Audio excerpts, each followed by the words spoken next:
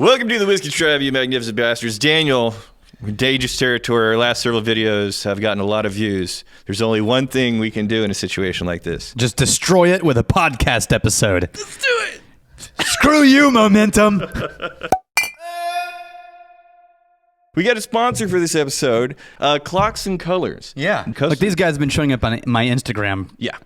Non-stop for like a year. They have very cool, a lot of it's like silver jewelry designs. So they do a new design. They launch a new design every week. They're currently working through the Tattoo Collection, an ongoing series of pieces designed in collaboration with some of the favorite tattoo artists from around the world. Ooh. Yeah. So this is like the style of the Untamed Frontier. It's like you're tapping into the boondocks and the Badlands. Sterling silver rings, bracelets, pendants, designed in Toronto, hand-carved in Bali. Go to clocksandcolors.com to check it out. When I was a musician, I wore a ton of jewelry. Yeah. I had necklaces, I had rings. Can I bring it back a little? Just bring it back, yeah. You're spry enough. You're welcome, by the way, because I got him platform shoes. That would be so much cooler than what's actually them. happening. Yeah, he loves the platform. Knee-high lace-up the platform shoe boots. Yeah. So we got a lot to talk about. We'll talk about just some interesting things over the last year, but quite frankly, I'm much more looking forward to the year to come. Yes, I agree. Yeah. So do you have things on your agenda you want to cover? I've got 3 or 4. Yeah. Okay. One of them is just we've said it in the Facebook group and a couple places, but the tax that applies to all distilleries in the U.S. Yeah, all, not just craft, all distilleries. But the ones that are going to be disproportionately impacted in a wonderful way is craft. What is the tax thing? We're going to get through this really quick. It's kind of dry. The short version is some people worked almost 2 decades to get a tax cut down from almost $14 a proof gallon to under $3 a proof gallon. Yeah. Well, and this is really, really relevant to you because it impacts the price of whiskey that you pay. Yeah. And it also means for the craft guys, another employee. Yeah. I mean, we are one of the smallest, if not the smallest distillery in Texas for whiskey, right?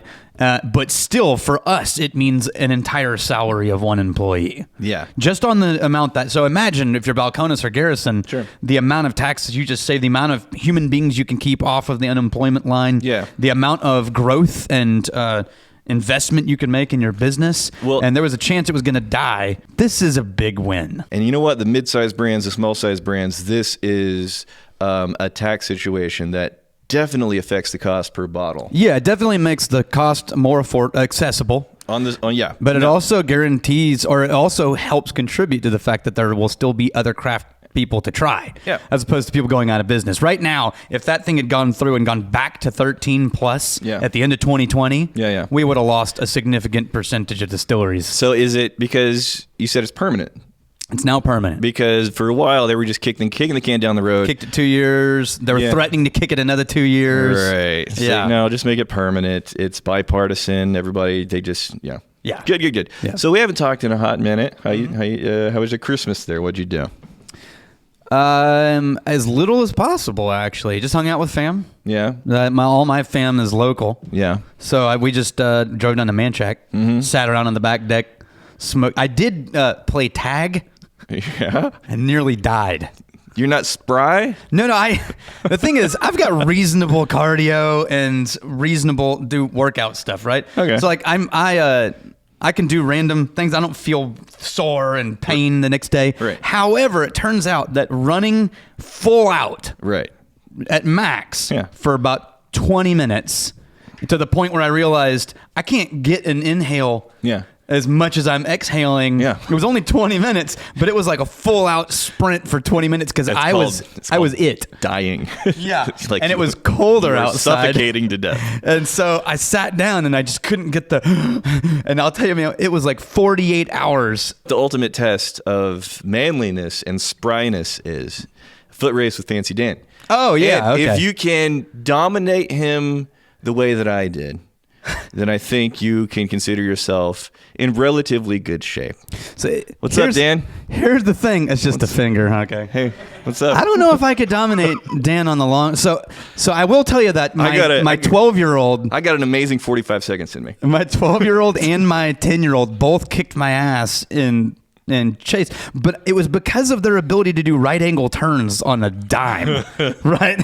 Like I was always almost getting them, and then they would do like a full 180 and 1 foot step, and I was like, you're turning radius. I'm doing the slow roll curve. I'm like, damn it, these ankles don't work like they used to. And so on a straight out, I could have got them both. Yeah.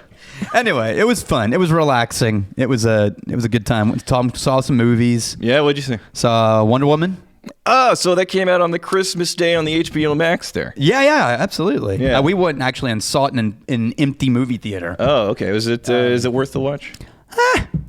I'm curious to see what Brushwood's going to do when next time he shows up having seen it. I came across what I think, I'm going to put a link in the description.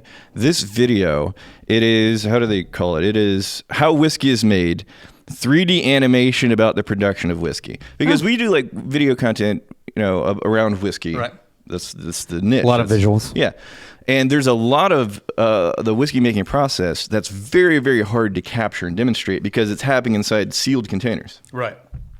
Literally, you can't put a camera in there because it gets too hot or it's going to be too steamy or it needs to be completely dark and sealed. There's a lot of different reasons why it's hard to show specific parts of the process. And I've always wondered, like, man, what would be involved to do like because the only way to do this would be like a 3D animation, just a really detailed 3D animation. And the best thing that I've ever seen that really picks apart visually and linearly the step-by-step process of whiskey production and whiskey making. It's weird because it's this guy named Oliver Ende, Ende, and the link's in the description below.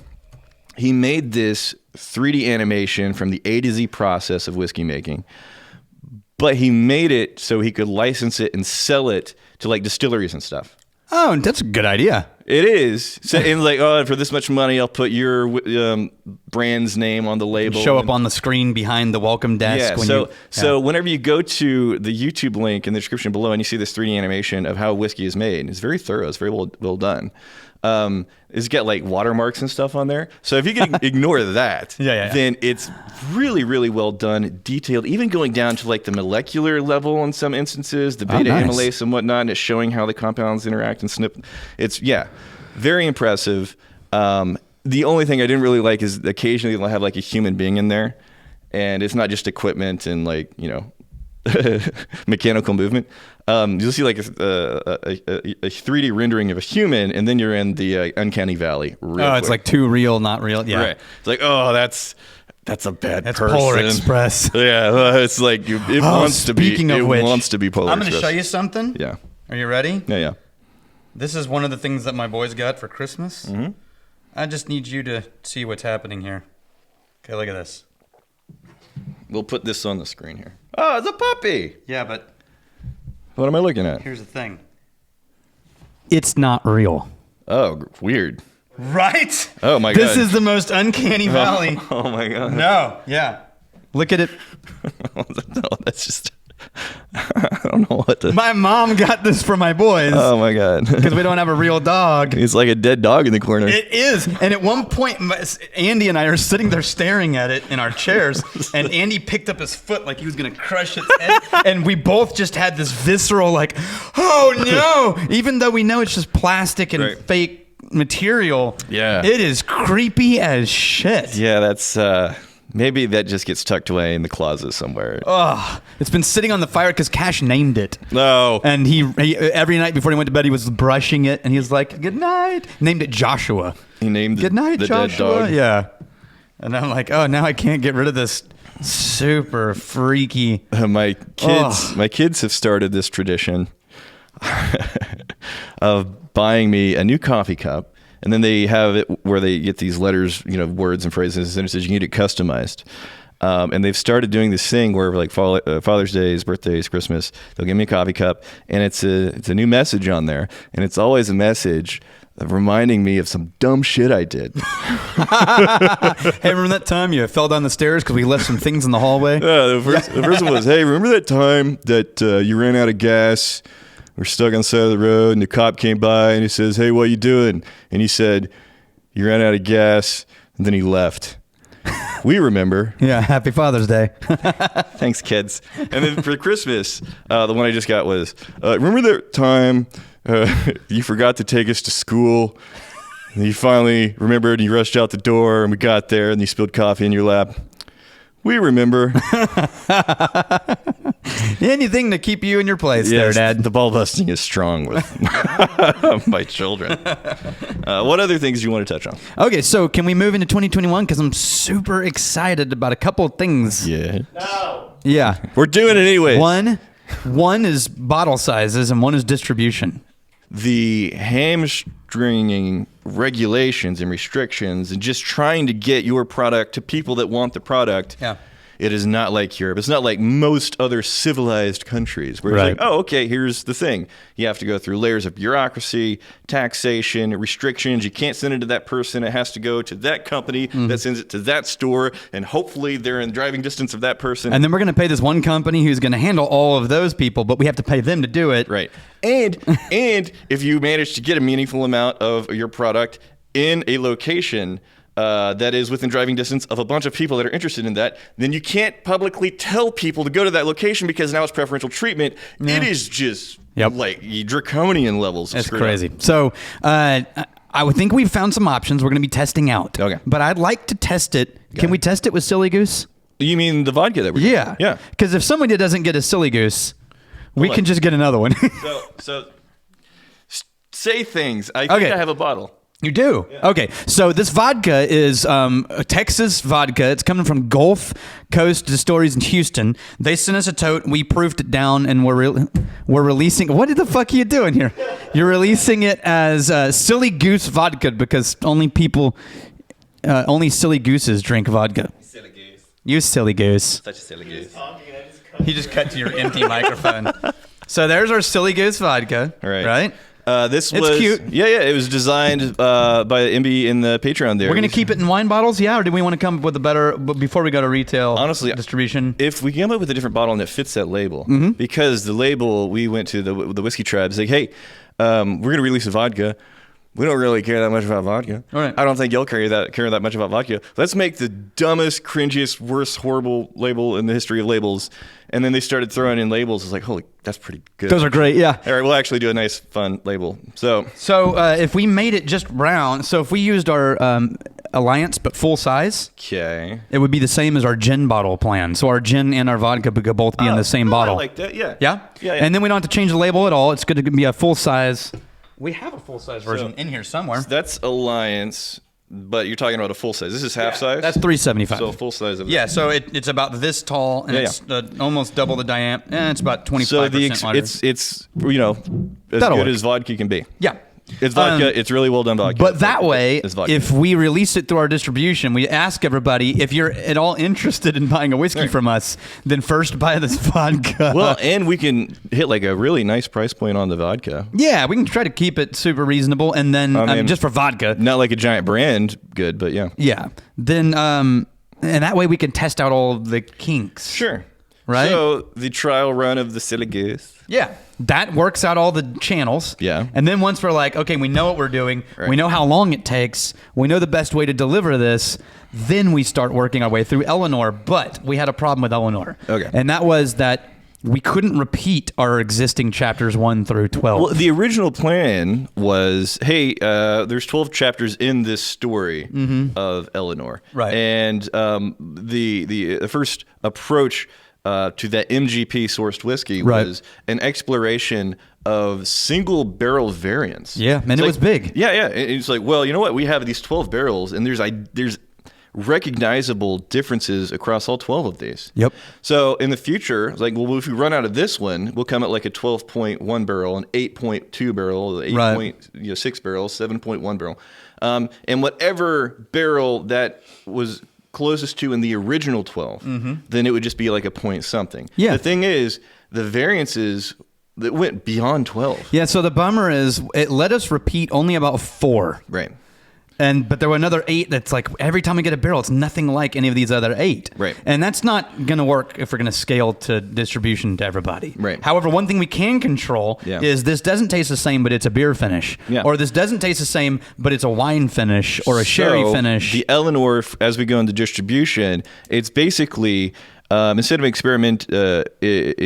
exploration of single barrel variants, it's an exploration of the same spirit going in there. Yeah, it's all MGP. But it's finishing. Finishing is the same, and it's Texas aging. So finishing and Texas aging, that's what changes it. And like you said, get to explore all the versions of MGP aged in Texas and beers, finished. Wines. We're going to try to get anything, tequila, mezcal. We're going to try to do them all. There's 12 different cask finishes. I think we already figured out what we've already figured out the 12 potentially. Yeah, potentially. Yeah. And we'll include the Patreon in that conversation. See if there's any others that we should consider for the 12. Right now, we picked the 12 based off of what the patrons have been saying for 3 years, what they would like to try. Yeah. So that's where the original 12 came from. I mean, we didn't ask them to vote on it yet. We're gonna. Yeah. But it was just pulled from comments over the years. So what kind of timeline do we have on this, experimental run of distribution with the guinea pig being Silly Goose Vodka? We could start in the next 2 months if we want to make vodka the first thing. Okay. So just,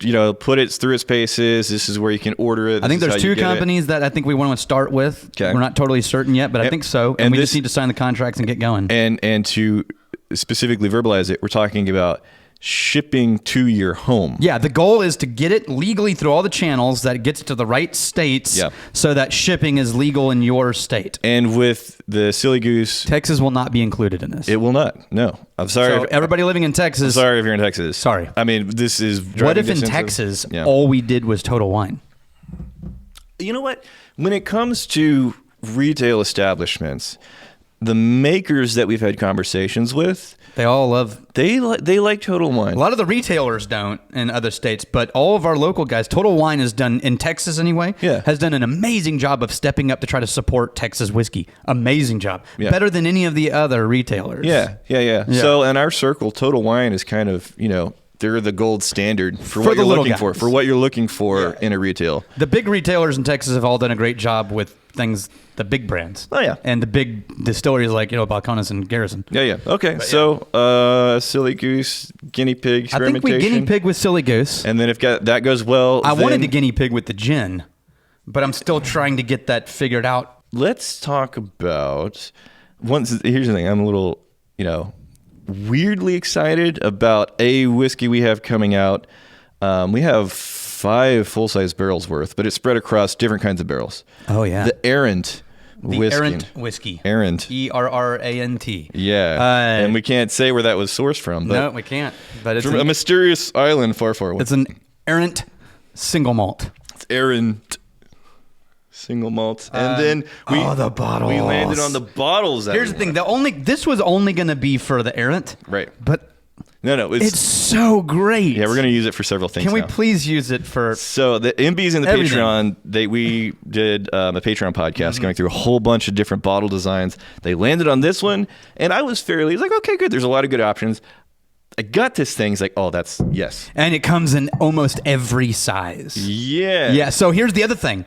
So we got... Because that brings into another conversation I wanted to have. Look at the itty-bitty. Look at the 50 mils. Isn't that great? Yeah, and this is 200, which we can do. That's 375. That's 375. They do 200 as well. Full-size bottles, half-size bottles. And we can release 200s if we... So, we're about to have a whole bunch of single mom. Yeah. And not a whole bunch is the wrong word. We're about to have some single mom available that we definitely need to get out of the barrel and bottle. But it's such a small scale that we would only be able to get like 70 full-size bottles. When he says single mom, he's referring to the single malt of magnificence. Yeah, it was the thing we ever made. Crowded barrel project that the Magnificent Bastards voted on in Patreon. It's the first thing that we started distilling in-house. Which reminds me, where's your clean glass? It's right here. Because you know what I put in this? Oh, what did you put in there? I put single mom in it. Oh, did you? Yeah. I just grabbed This is actually the single mom that, in theory, we could... Okay. Actually, wait. This is maybe... Oh, this is not that one, but it is single mom. Yeah. I want you to try this because...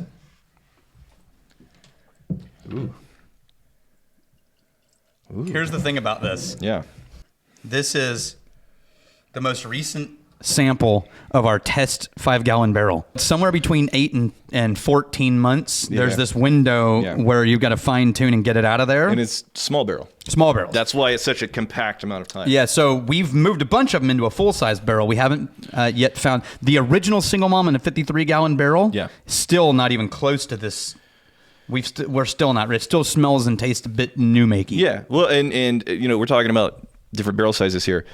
The smaller barrels, you get much more wood impact and flavor pulled out of the barrel much more quickly. It's kind of dancing on a knife's edge, though, because you could just go like a couple of weeks without checking a barrel, and it became too much. There's no room. There's no real wiggle room. There's not a lot of grace with 5-gallon barrels. There's not a lot of nuance to this right now, but it is vibrant. I'm saying there's not multiple layers stacked up on top of each other. I'm saying there is a progression where you have that beautiful note, and then it turns into that, and then it finishes with this like smoky, beautiful. Yeah. Now, we poured this for a whole bunch of distillers who were here to work on a Texas Whiskey Festival blend. Not this one, but all the other ones that Emma had pulled. Yeah. And they were just like resoundingly positive and excited about the malt. No, it's a beautiful. So a lot of our Texas distiller friends for our first in-house whiskey, that is going to be amazing. So here's the thing. We talked about this. Yeah. I think we should be doing 50 mils because we only are going to, for the next year or so. So you're talking about how do we let people try the first experimental batches? Yeah. That's so tiny. I want the most people to get to try this. Okay, so we're talking about... And so that means like for the next year and a half or so before our larger releases start to catch up. Right. What if every time we have a small batch of something, we just put out, because like right now we have around 30 gallons. Yeah. And what a gallon is 3,785. So I think milliliters. Just over time we're talking about just scaling up because we're getting the new still plugged in. Yeah. The beginning of 2021. As we scale up production, then we can scale up to these sizes. Right. We scale up to these sizes. Exactly. Yeah. So I think we start in the first round. Yeah. With a whole bunch of 50s. Okay. And I think we could get over 1,000 50s. Yeah. In that release. That's going to be the best way to get the most number of people a sample of what's going on. Right. Yeah. Dude, I'm excited about that. That's going to be amazing. I mean, look, you and I both poured a tasting sample. Yeah. And there's, still a decent amount left in there. I mean, that's practically a full-size bottle. That's practically a full size, effectively, if you're Daniel Whittington. Look. Wait, I wish there was a way I could reach for this down here, and then as it transitioned up here, it turned into look, guys. And then I put it back here, and it's this little baby bottle. That's really fun. That'd be funny. Oh, look, here's what this bottle looks like right here. The other thing, here's what it looks like up close.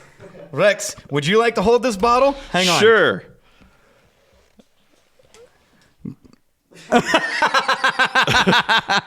So dumb. It's so fun. Okay. Anyway. So the other thing is this lends itself. Yeah, it's very butterscotch. I want to work on that cork though.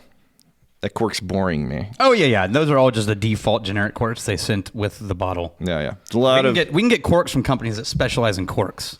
Okay. Like that's literally what they do. Like the Cork Boys. Is that the company name? The Cork Boys. Sure. How much do we want to talk about? Because those that are paying attention to like the smaller, more detailed things coming out of Crowded Barrel, they know we've been working on something called the Mooch Blend for a while. Yeah, we just got the 2 barrels in. Okay, we're ready. But we're ready to blend it. But we're changing the name. I don't know if we're gonna. Yes. I don't know we're announcing the name yet. By the way, I hinted at it to Emma. Oh, yeah. She flipped out. Good. Okay. Good. Yeah. She was so excited about it. Because let me put it this way: we'll unveil like the name, but we needed to change it from the Mooch Blend because it became this bottling. This is an iterative thing. This is a seasonal thing. This lends itself to the idea of vintage. But we want to have a brand that leans in that direction, but also makes it like new and fun. Yeah. So I think, were we able to secure that from the lawyers? They're working on it right now. All right. Because I don't want to like start talking a lot about it until we get it locked down. Yeah. No, they're working on it right now. So good. We're going to start on the blending process. Yeah. Because we got all the barrels in. It's really close to the model that we've been doing with the Texas whiskey blend. Yes. Yeah. So the Texas Whiskey Blend, we came out. Close. The Texas Whiskey Blend is like 3 really hard to get craft spirits all together. I know, but that model of this is basically the Alliance release. Alliance is our independent bottling brand under Crowded Barrel. Right. And this is always obviously Texas Distillers. Right. But with the new blending series that was previously known as the Mooch Blend, that is basically just anywhere we can get cool stuff sourced from. What's going to make the best, most interesting, most amazing blend. Yeah. And we can have different iterations, different blends. So it gives us the opportunities to work with tons of different distilleries, figuring out and collaborating what's going to be a cool blend of our products. And it puts us closer into the blending categories of, like Compass or Douglas Lang or our friends at Lost Lantern up in New England. Better than Compass Box. Way better. You know what that reminds me of? Dude, they're like... So there's an interview. They're such artists. They're so amazing at what they do. I've loved almost everything that's come out of there. Yeah. You know what? So there's a movie about Townes Van Zandt. Yeah. The life of Townes Van Zandt. Yeah. And Steve Earle, who was one of his best friends. There's one point in an interview in the movie where he's like, Townes Van Zandt is the best goddamn songwriter on the planet, and I'd stand on Bob Dylan's coffee table in my cowboy boots and tell him that to his face. I feel like that's what we were just doing. Yeah. This blend is the best in the fucking planet in the world, and I'd stand on John Glazer's coffee table and tell him that to his face. Another big thing that we need to cover, I think it was a couple of weeks ago, we did just a short little holiday message video just thanking the community, the Whiskey Tribe, the Magnificent Bastards, for making sure that we were able to weather 2021 without getting our shit kicked in, like a lot of other distillers. Yeah. And 2, I think because we are as fortunate to have a community as generous as we have, it felt like we needed to give back. Right. But it's one of the situations where, if we're waiting to give back, and find a charitable cause whenever it's easy and convenient and we're just flush with cash. That's never going to happen. That never happens. Because there's always a need for the money that comes in. You live up to your income. So we decided on a dollar amount that we felt was meaningful, that we could pull off. But it was a little bit like, okay. And collectively as a community, we want to figure out, okay, where are we going to make this $10,000 donation from the Whiskey Tribe? This is collectively... money that we're going to give to charity. So where are we going to start that conversation? I think we're going to start the conversation with what are the criteria? Obviously, since the Whiskey Tribe is, we don't talk about politics or religion here. Right. So it's apolitical. It's not going to be a political group. So I guess we can't donate it to Putin. That was my plan.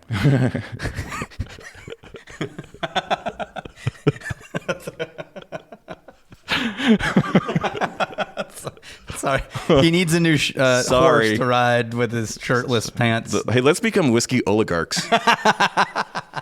Sounds like... No, it always ends up badly. If you go look at the history of oligarchs, it always ends up badly for oligarchs. I don't know. I mean, there's like yachts until... There's a lot of defenestration. Bitter end defenestration. We're going to narrow it down, but I think in this episode, this podcast... I would like to make it something where our impact can be real and tangible. Yeah. Right? So in the sense of like, okay, when we do the Bastards Ball... Yeah. Every year there's this church down the street that gives us free parking when we do it. Just for no reason. Just because they're nice. And every year that we did it, we said, hey guys, who wants to donate to the church? And we raised anywhere from $2,000 to $4,000. Yeah. And we gave it to the church. And in a church that size, holy crap. Yeah. Like that was real money. Whereas if we just donate it to, like United Way or, Salvation Army, it's like, no, it's definitely useful, but it sort of disappears into the donation list. Right. I would love to donate to something more tangible. Something that isn't politically loaded. Right. And obviously we want them to be using the money intelligently, efficiently, in a smart way. Every once in a while you hear about these charities, these nonprofits, and the boards of directors are making millions of dollars. 90% of the income goes to overhead. Yeah, there's a lot of consultants in there for some reason. Yeah. But I think in the comments, let's start, getting together candidates for what you think would just be an amazing organization, a charity. We have a lot of whiskey companies across the U.S. right now, and actually across the world, raising money for bars and bartenders and out-of-work alcohol industry people. Yeah. So I don't think that we need to be doing that. Okay. I mean, big brands and big famous people in the restaurant industry are raising real amounts of money for out-of-work service industry people. Okay, so let's do this. In the comments, if you get like a good candidate, a good organization, leave it there, and then go through and you guys give like the thumbs up to things that maybe you didn't plug it in there, but you think, oh, that would be good. Yeah. And we'll go through, we'll scan, we'll see which ones have the most thumbs up support. We'll do some research, and then we'll narrow it down to a short list, and then offer it up to a community vote on who is going to be getting this donation. Because we're winding down here. Right. I want to give you what is the official Crowded Barrel slogan, like the tagline. So I think the slogan should speak towards our commitment and our dedication to quality and craftsmanship, as one does in the whiskey space. Right? Everybody, why are you rolling your eyes? Because it's going to be like the way you named the Trello boards, where all of the women on the campus are like, "That's the board we have to sign on to." You keep talking like that, and you're getting kicked off Team Creamy. So, I'm going to have you read it, and don't scan it first. This is the rule. You don't scan it first and then read it. I'm a speed reader. I'm going to have to just hand this to you, and you start right at the top left, and you read through. Okay. Leaving room for... I'll try. Leaving room for the comment. I can't promise that. I'll try. This is the official tagline for the Crowded Barrel Whiskey Company.